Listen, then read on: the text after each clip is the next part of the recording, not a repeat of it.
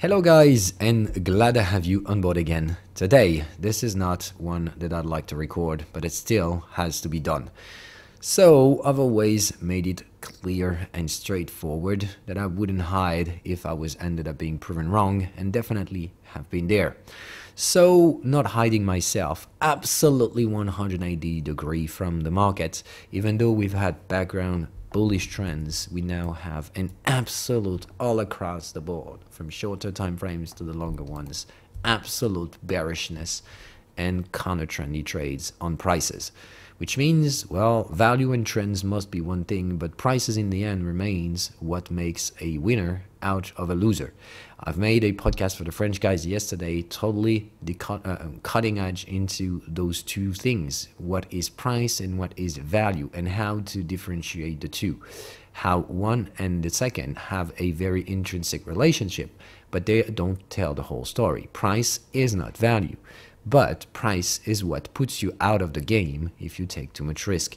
So risk is correlated to price and price only, which in my humble opinion is kind of a problem, but that's a topic for another day.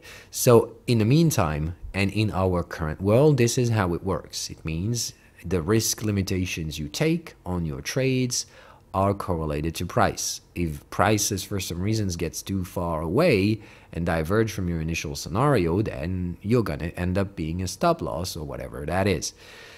Worst case scenario is the liquidation, which means lots of people were piling up different trades, using margin trading to accumulate those trades without the appropriate cover for this. So you basically have been using credit to pay for your expenses. And in that perspective, you just gave someone else the opportunity to sell your coins. There was a third party who lent that money, who is just basically asking for it now. And as you don't have that, well, they're selling your assets instead. So that's the cascading liquidation effects. You know the drill. Some of you guys are not new in cryptos.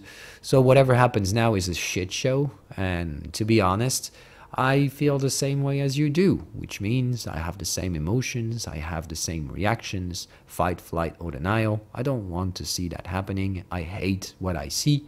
I think it's irrational, stupid, whatever. I have my own personal biases on emotional response. I have very much irritated sentiments around dumb reactions and stuff like that. So, of course, whatever happens now, I think it's really dumb. After repeating multiple times that leverage should never be used, that absolutely stupid Ponzi scheme like Luna's and USD should never be used, but still, people got right into this. Greed, because, well, 20% on Anchor, how the fuck couldn't you do this? Well, like I said, lots of warnings, but here it is. So, of course, I think it's very dumb that the entire market goes all the way down because of just UST. I think it's dumb that the prices does that or that, but in the end, I'm more of a value guy. I've always been, and I'll always remain, because I think more importantly, I think over the next few years, having a bit of value oversight is going to be absolutely required to survive. And today is just one of those examples. I think that out of whatever happened during the latest couple of weeks, because that's what it is, it's just a couple of weeks. That's what happens. In a couple of weeks, we've invalidated and shifted time frames. So let's finally cut off all the emotion stuff, okay? So don't get me wrong, I have, and at least I had the same emotions as you do. I feel terrible, and so I would say, fuck you, Do Kwon. What the hell have you done, asshole, whatever. So looking for responsible persons, witch hunting, all of those things, they're pointless. I mean, if you think it through for a second, you know it's pointless. There's only one thing you could do now. It's grief. So it's the 5 steps of grieving that is absolutely required for everyone now. For those who've been dead, meaning that those who've been margin called entirely, who lost everything, of course, this is a tragic situation, and there's nothing else you can do but to go for these 5 steps of grieving process. Don't try to come up for someone, say he's responsible for whatever happens. You took the risks. I've always made it clear that taking leveraged risk is not possible in the markets. And even though I thought, and I did myself, take some margin trading recently, I may suffer from the consequences as well. So I said I would come up clear and neat to everyone. So here are the numbers. 60% drawdown is what I experience currently, meaning that this is not a loss. This is just a drawdown on the equity. The expected mark-to-market value of my account has drawn down from 60% in just a few months. So that is crazy. I've never seen such a thing. I've never experienced such drawdowns trading equities for years. Trading everything, forex, what I've never seen such a thing. Biggest drawdowns in my career were 30% or something like that. So it's more than a double, and it's been happening in a couple of months. So this is just incredibly violent. I know that just like anyone else, out of 30%, I'm starting to feel emotional. I mean, I'm starting to be influenced by emotions, but I have a lot of rules to protect me from doing stupid actions out of it. Still, out of minus 60%, I know that this is no longer the case of just trying to avoid making mistakes. It's inevitable to make mistakes in here. So the first things first, I'm not doing anything, like really anything, until further notice. I'm just going to have to let it pass, make my own grieving stuff, because I know anyway I need to put some distance and I need to let it work out. So how exactly does that turn out? Because once again, not financial advice, just letting you know how I personally handle these things. It's not going to be easy, and it's not. I'm just want to be honest with you guys, okay? So I haven't lost anything so far, but it could turn out to be the case, because I said it a few days ago. I splitted my account immediately. When I've seen the risks of liquidation, the first things that I've done is that I've separated the portfolio in two things. The one that I want to hold, and those I put it immediately in self-custody so that no one can sell them to pay for margin or whatever that is, okay? So the thing is that I, of course, decided to take all the rest of the accounts, the lesser assets, the ones that I like still, but, well, if they have to die, let them die. And I put them as collateral for my debt. I took like a 10% debt on the overall account, okay? But of course, the value has gone down and the debt hasn't moved. The debt is in dollars. So the net dollar value of the assets have gone down seriously, which means now I've got something like 25% of my current equity that is locked as collateral. And as of yesterday's worst moments, but I think today is even worse than that, I haven't checked already. So it's more like right now, I'm resignated.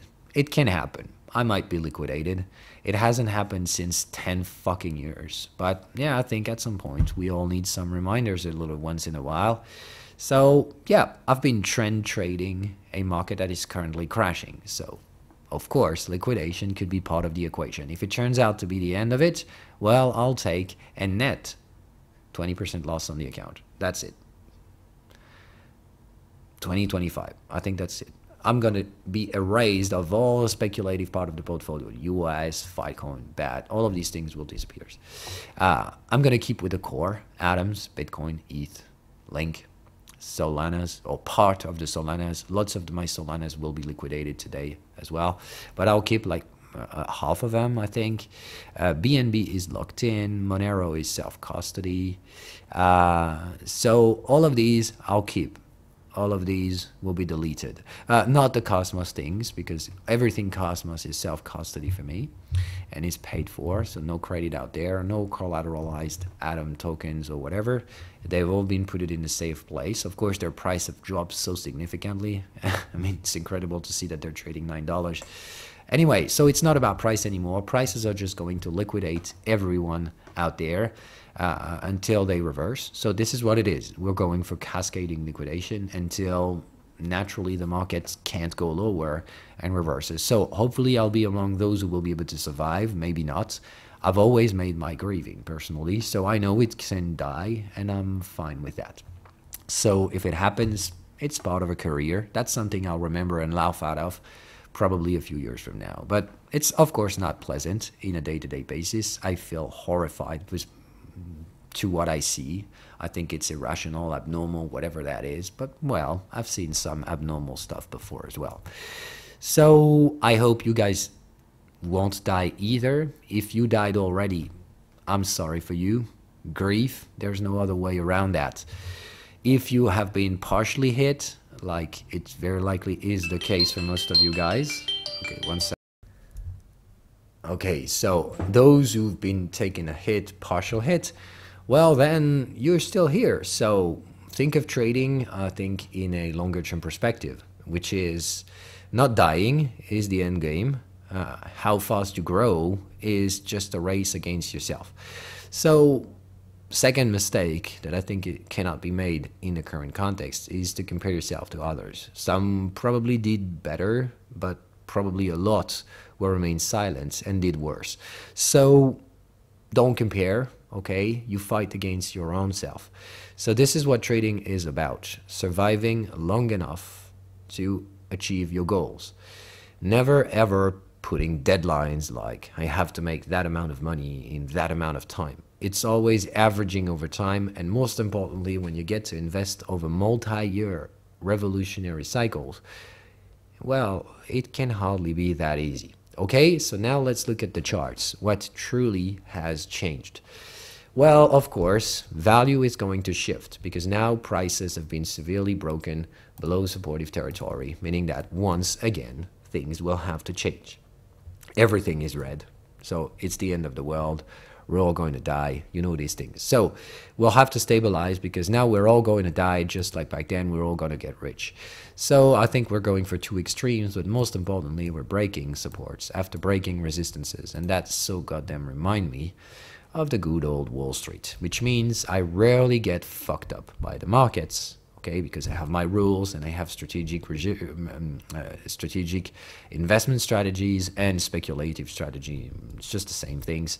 But there are one context in which I always get fucked up with. And that's exactly the same as the one that fucked me back in the Trump era years. It's when the market does that, when it breaks resistances and support in a straight line without intermediate consolidation. And that's exactly what we've seen back then. And it's happening again. It's incredible. It feels like this is my weakest spot. But let's be real honest. It's the weakest spot of everyone. Why is that? It's because these types of structure are so rare in normal market conditions that, well, you just flush them out of the equation because you cannot think about improbable contexts to show up. That's the basic things of risk limitation. You limit the risks of low probability stuff to show up so that you can expose yourself to higher probabilities. Well, turns out, once again, we're headed in the opposite way. It's dangerous, yes, but that's not the exception.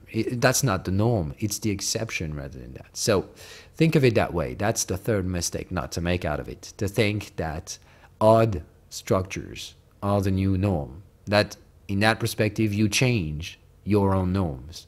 Like, there are no norms. I just took a hit, though I have to readjust everything. No, it's not. Second mistake. Third mistake. You don't change a strategy that worked for a decade. I don't, okay?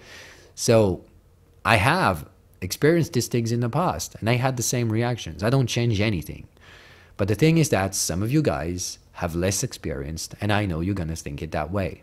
Well, I'm not necessarily wrong. Probably just the strategy is not fitted or whatever.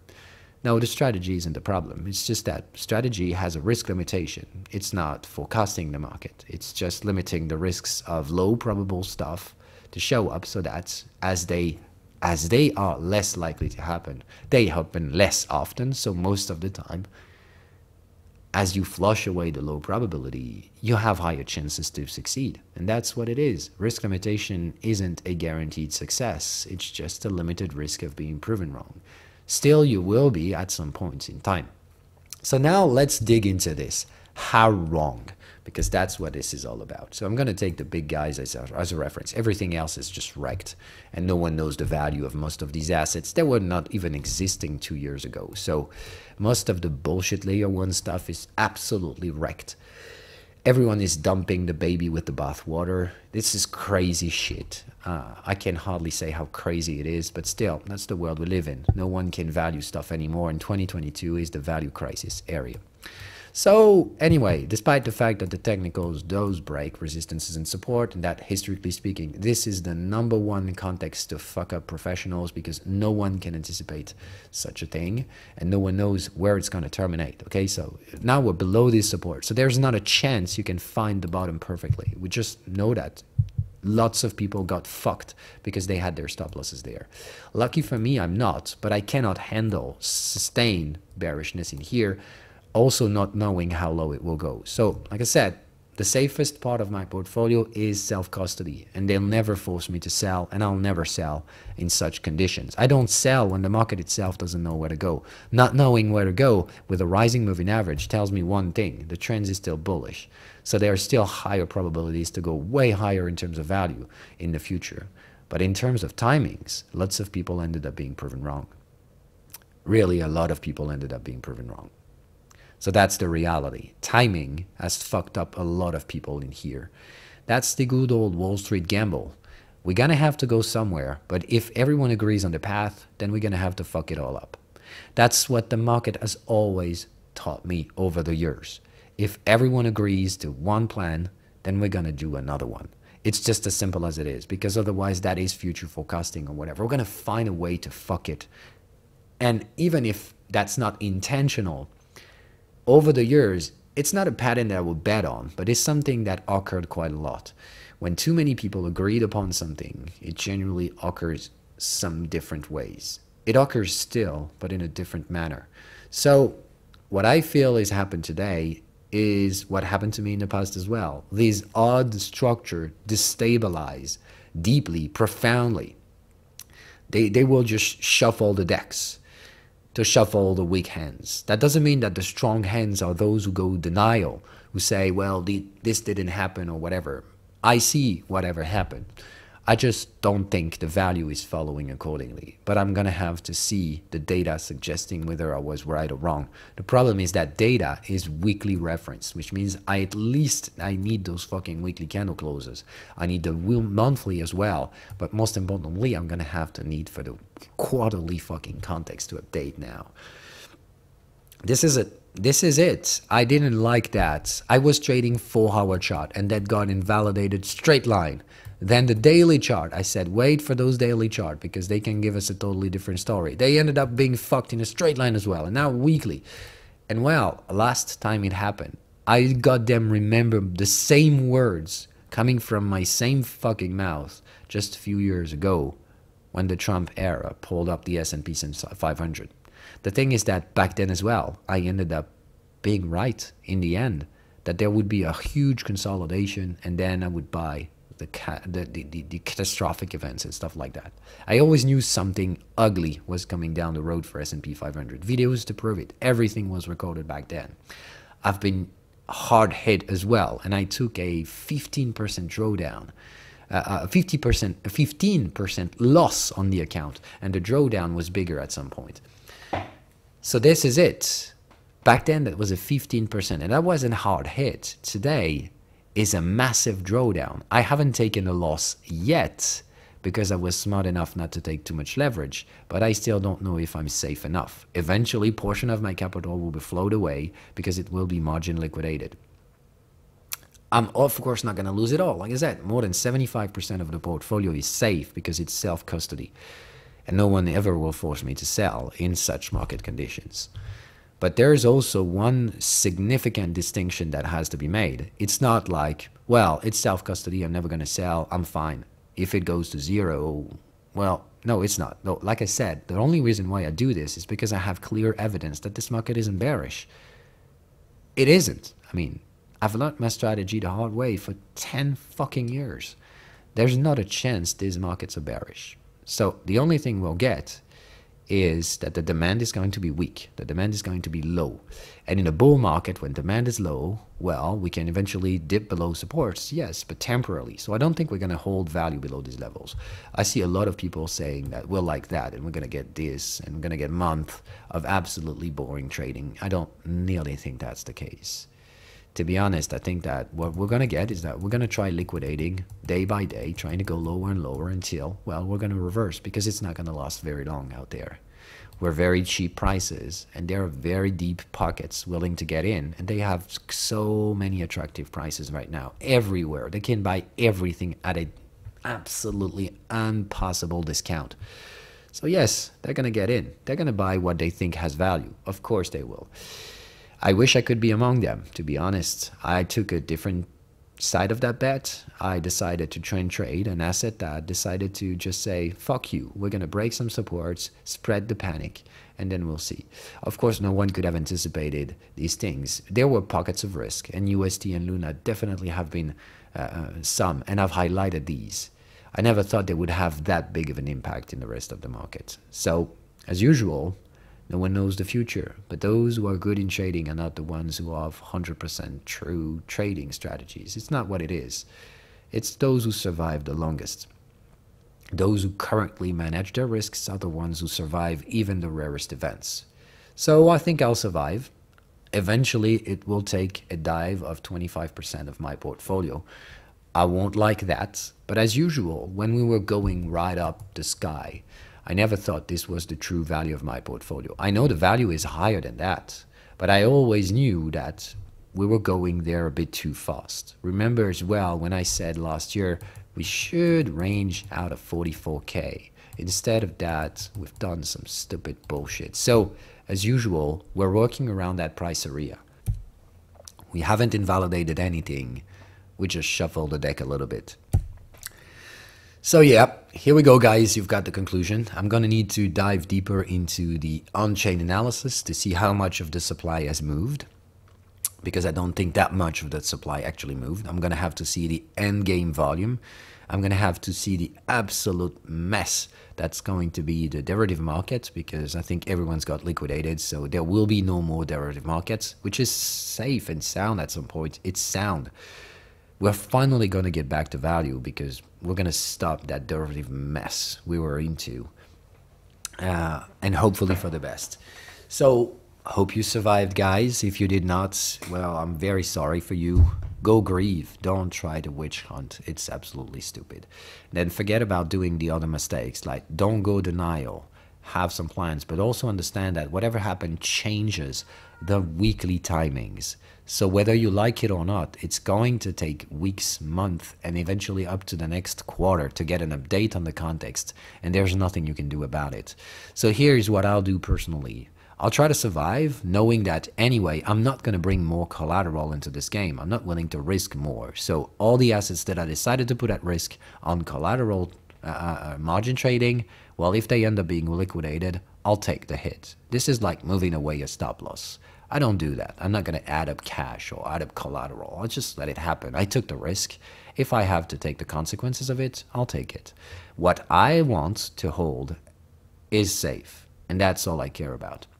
I hope that's the same for you guys.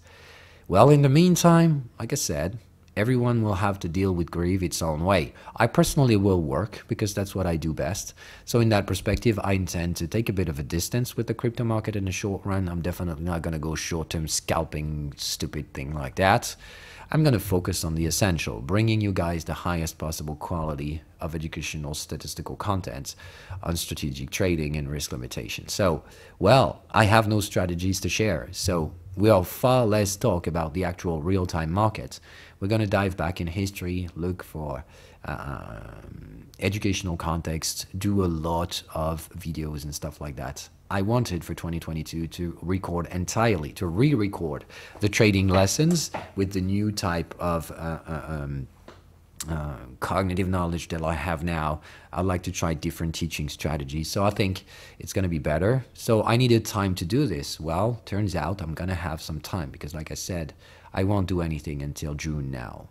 I know what the market, I know the context of this market. I know how unpredictable it is, how rare the current situation is. I also know that value hasn't shifted. So the message is clear to me. I think the targets haven't changed at all. I just think we shuffled the deck a little bit to blur the lines. Everyone thought the lines were clear, neat, so they were willing to take risks for this. Well, turns out we took a black swan, and on top of it, well, Wall Street decided to put the pressure points exactly where they were waiting for it. They waited for weaknesses, and when the weakness showed up, they attacked coordinatively. But it wasn't that complicated. From what I've seen, and the data will show up in the next few weeks and months, but it took barely $1 billion to cause the USD hack. And this is not a hack. This was hard-coded on day one. 80% of the supply locked in anchor with unsustainable yields, this was just creating liabilities to be fucked up in the future. But all it took is to slowly get in over the counter and get 1 billion USD to trigger it all. So it isn't that big, really isn't that big. So, yep, some people will say this is predative finance or whatever it is. But if you think that some people are here to make friends, you're really going to have to think twice. Wall Street doesn't want you. You want to disturb you. You want to disturb them. You're changing the game with your crypto bullshit, whatever that is. So they want to kill you. Yeah. So if you show up weaknesses, they'll dive right into this and they'll pressure it as much as they can. Because they can make money on top of it, but most importantly, they can finally enter the game at discounted prices. So let me be real clear. The supply, I think, is very limited, so they're going to grasp it. So I don't think we're going to stay there very long. I think it's a matter of time, but it's also a matter of profits, which means there is still profit to pressure the market a bit more to try liquidating at lower levels. The market is rattled, it's panicked, the sentiment is as low as it could be. So right now is an appropriate time in which only the sharks will be on the battlefield. They'll be there to see if there was one moving body in which we can take something out of. It's really what this is all about. So don't move. Don't be dumb enough to leverage your positions now. The only ones who trade now are the ones who anticipated it. And there are very few of them, because this was very, very, very anti-statistical bets. Very much congratulations to those who did. Like I said, don't compare yourself to others. Some people did anticipate that. And all I have to say is, well, guys, congratulations. I hope you'll be as good as this in the future. But I also hope that you don't make that anti-statistical bets all the time. Because if you're always on the other side of the statistical coin, well, it all tells itself. You are betting against the odds. So some things happen against all odds. And in that perspective, you're going to look like a genius. But some of the guys who bet against the odds are just looking like fools 90% of the time. So if that's what it is to be a genius and being a fool 90% of the time, well, I'd rather like to be none of them. Okay? So think of it that way. Some odd things happen in the market, and risk limitation is here to save your ass over the long term, to make sure that you survive these rare events and that you thrive when the rest of the market works more properly. So this is what it is. Okay? Don't change a strategy just because it's been proven wrong on a single event. And most importantly, when this event is the one that fucks you all the time, well, understand what it actually is. It's just the weakness of your strategy. But a strategy that has no weakness is not a strategy. Okay? So know your forces, know your strengths, know your weaknesses, know the context in which your strategy just can't be efficient. Because, well, it has its own weaknesses. Accept it. Well, take the hard hit a little once in a while. Stand up and start again. That's what it is, okay? So as of a 60% drawdown, I know I'm still emotional in the short run. So will you. So take a bit of a distance. Don't trade within the next few days. Unless that was part of your plan. But in that perspective, work, bitches. But that's it, okay? Unless you plan for this, do nothing within the next few weeks. And hopefully don't die. In the meantime, well, that's what I wanted to say. I wanted to come up very much straightforward with you guys, give you the numbers. They're not pleasant to me either. I know some of you guys have better or worse numbers. Don't compare, okay? Look at your own personal situation. I think in a more general case, grieving is what needs to be done now. So take a bit of time, think about it, take a bit of distance. Try to think about the things you enjoy in life. Money, I hope, is not the center of it. I personally, like I said, will work around a lot more educational content for you guys. So, yep, we might not trade those longer term trends until a little while, but in the meantime, there's a lot you can learn. So, I'm going to give you guys the best you can get, and I'm going to hope you guys are going to work around it and wait until the next cycle. The only thing that has changed is the timing, not the targets. Bye, guys.